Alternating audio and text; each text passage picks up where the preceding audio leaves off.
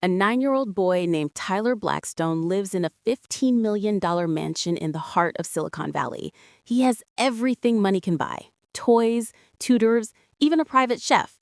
But Tyler cannot see any of it. He was born blind. Doctors said it was permanent, no cure.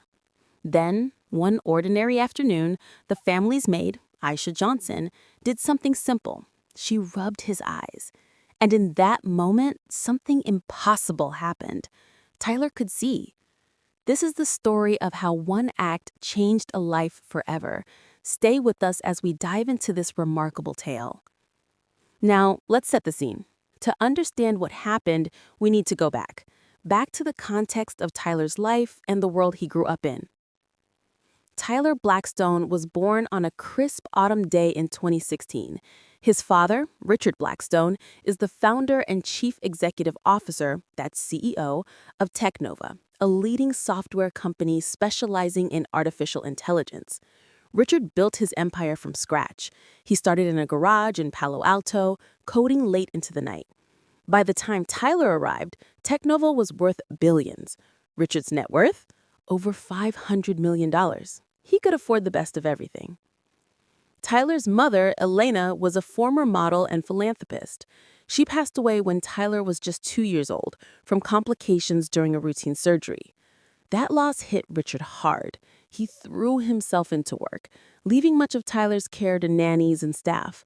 But Tyler's blindness added another layer of complexity. From birth, Tyler's world was dark. Medical tests revealed he had a condition called bilateral optic nerve hypoplasia. That's when the optic nerves, the cables that connect the eyes to the brain, don't develop fully. It's rare. Affects about 1 in 10,000 children. Doctors at Stanford Children's Health explained it to Richard. There's no treatment, they said. Surgery won't help. Stem cells are experimental. Tyler will need to adapt. Richard refused to accept it. He spent millions on consultations. He flew in specialists from Europe and Asia. He funded research at top universities. Nothing worked. Tyler learned Braille. He used audiobooks. He had a guide dog named Max. Life went on in the mansion, but it was life without sight. Enter Aisha Johnson. Aisha was the family's live-in maid. She started working for the Blackstones when Tyler was 4. She was 42 at the time, a single mother from Oakland, California. She had 2 grown children of her own. Her background was humble. Born in the low-income neighborhood, she took odd jobs to make ends meet, cleaning houses, babysitting. She took the job with the Blackstones for the steady pay and health benefits. Aisha was African American, and in the mostly white, affluent world of the Blackstones, she stood out. But she didn't let that bother her. She was professional, kind, observant. She cleaned the massive house, 10 bedrooms, a home theater, an indoor pool. But she also helped with Tyler. She read to him sometimes, played games. Tyler liked her. He called her Miss Aisha. Richard appreciated her reliability. He's like family, he once said in an interview. Now, let's talk about blindness in more detail. To appreciate what happened, we need to understand the science. Blindness isn't always total darkness. Some people see shadows or light, but for Tyler, it was complete. No visual input. The optic nerves were too thin to carry signals. Historically, blindness has been a challenge for humanity. In ancient times, people with blindness were often marginalized. In Egypt, around 2500 BC, records show attempts at eye surgery. The Greeks had myths about restoring sight. Fast forward to modern medicine. The first successful corneal transplant happened in 1905. But for conditions like Tyler's, options are limited. Organizations like the American Foundation for the Blind, AFB, provide support. They advocate for education and technology, things like screen readers and mobility training. Tyler had access to all that, but nothing could give him sight. Let's explore similar cases. There are stories throughout history of miraculous recoveries.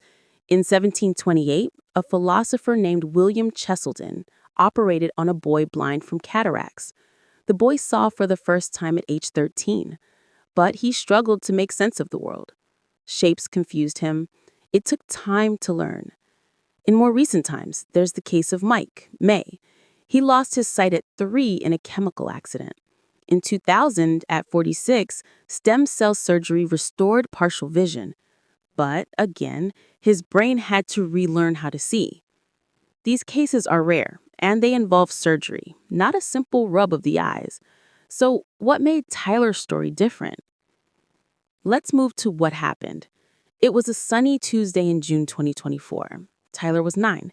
He was in the living room listening to an audiobook. Aisha was dusting nearby. Tyler rubbed his eyes. He said, "Miss Aisha, my eyes hurt." Aisha paused. She saw Tyler wincing. His eyes were red, watery. She thought it might be allergies. The mansion had pollen from the garden. She grabbed a soft, damp cloth from her cleaning kit. "Let me help, honey," she said. She gently rubbed his eyes, wiped away the tears. Then Tyler blinked. He looked up. "Miss Aisha, I see you." His voice was soft, shocked. Aisha froze. "What do you mean, child?" Tyler pointed. "Your shirt is blue and the couch is brown." It was true. Tyler was describing colors, shapes, for the first time. Aisha called Richard. He rushed home from the office. Doctors were summoned. Tests confirmed it. Tyler could see. 20/20 vision. The optic nerves, somehow, they were normal. How? Doctors were baffled. One theory, a misdiagnosis. Maybe it wasn't optic nerve hypoplasia, perhaps a rare form of hysterical blindness, psychosomatic. But scans from birth showed the nerves were underdeveloped. Another idea, the rubbing dislodged something. But what? No foreign object was found. Some said it was a miracle, divine intervention. Richard, a skeptic, struggled with that. We spoke with Dr. Emily Chen, an ophthalmologist at Johns Hopkins. "In my 30 years, I've never seen anything like it," she said. "The body can heal in ways we don't understand. But this, it's unprecedented." Aisha downplayed her role. "I just wiped his eyes," she told reporters. "God did the rest." The media exploded. Headlines everywhere. "Miracle Maid, restore sight." "Blackstone boy, sees the light." Talk shows invited them. Books were written. But let's dig deeper.